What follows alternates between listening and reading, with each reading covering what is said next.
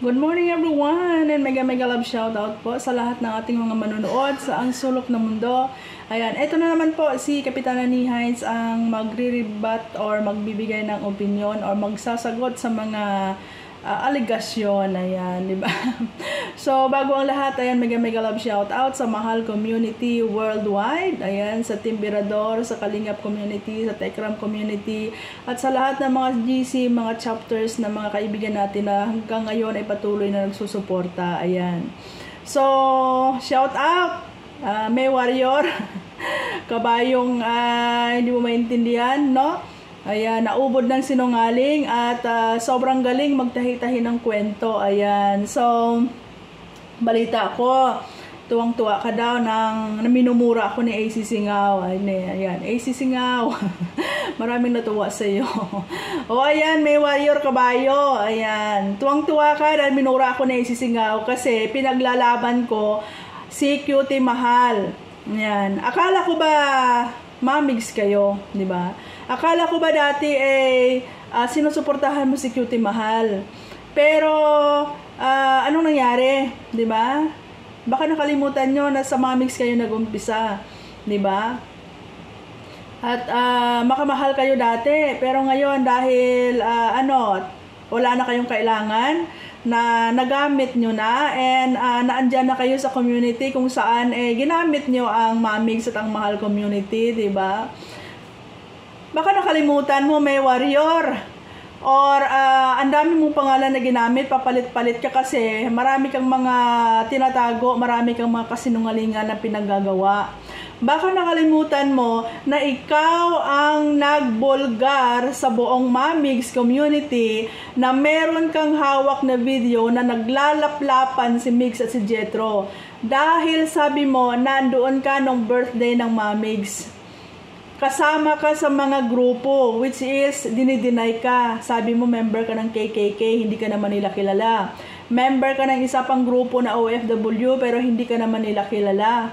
Diba? Sabi mo na andoon ka. At may hawak kang video na naglalaplapan si Migs at si Jetro dahil nandoon ka. At sabi mo pa, umakyat ka sa isang live, sinabi mo yan, hindi ka pa vlogger at the time. Sabi mo, ibibigay mo kay Ma'am Lani at yon ang magiging ebidensya. Diba? Binigyan mo ng wrong information ang Tesorero siblings. Pinaasa mo ang Mahal Community dahil yan sa kasinungalingan mo. Kumalat yang issue na yan na merong laplapan portion dahil sa'yo. Baka nakalimutan mo, ikaw ang nagsabi niyan sa isang live stream, umakyat ka pa. Sabi mo, hawak mo yung video na yan at ikaw mismo ang nakakakita kasi andoon ka sa venue nung naglaplapan si Jetro at si Migs. Diba? Tuwang-tuwa ka kasi nag-PPI si AC, tuwang-tuwa ka piniay ako. Baka nakalimutan mo, nanay ka din. At magiging nanay pa ulit. Tuwang-tuwa ka na piniay ako ni AC kasi pinaglalaban ko si Cutie Mahal na isang PWD. Sana lang may warrior. Sana lang hindi magiging PWD ang anak mo dahil habang buntis ka, nang babalahura ka, nang lalait ka ng tao, gumagawa ka ng kasinungalingan, nagtahi-tahi ka ng fake news, na nagkanda tulo na yung laway mo na hindi ko alam kung bakit nahuhulog palagi yung salamin mo, na mismo yung salamin mo, hindi agree dyan sa mga pinagsasabi mo kaya hulog ng hulog yan.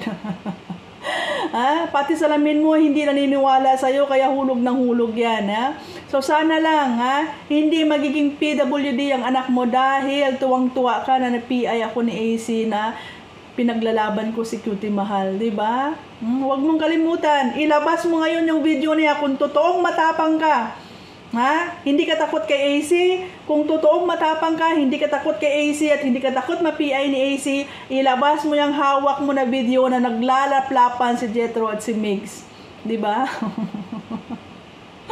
O sana, kung hindi ka ba naman ubod ng sinungaling, ubod ng gawa-gawa ng kwento at ubod ng fake news, diba? Ilabas mo. Ilabas mo yung video na yan, ipakita mo kay AC, or ipakita mo, or itapik mo dyan sa channel mo, yung laplapan portion ni Jetro at ni Migs. Ikaw ang naglabas niyan. Kaya naging issue yan sa Mami's community at sa Kabunsuan at sa Mahal community. Isa yan sa pinag-aawayan.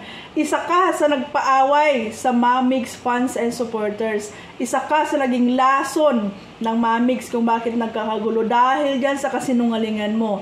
Ngayon, hinahamon kita. Hindi ka takot kay AC, hindi ka takot ma-PI, ilabas mo yung video na yan. Challenge, no?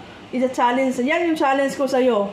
Ha? Hindi ka takot ma-PI, hindi ka takot kay AC, ilabas mo yung video ng laplapan ni Jethro at ni Mix dahil ikaw ang naglabas niyan, ikaw ang nagsalita niyan, ikaw ang nagpakalat niyan sa Mamix community. Dahil sabi mo, andoon ka nung birthday ng Mamix at ikaw ang may hawak ng video na yan.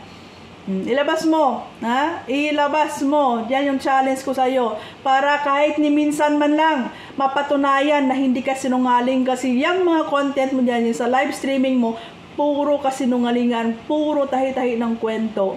At sana hindi maging PWD ang anak mo dahil buntis ka. At sa formation stage pa lang, sa development stage pa lang yung anak mo, ubod ka ng sinungaling. Di ba? Pagdasal mo, ha? Pagdasal mo na hindi maging PWD ang anak mo dahil tumang-tuwa ka, di ba? Hindi ka takot? Ilabas mo yung video. I challenge you.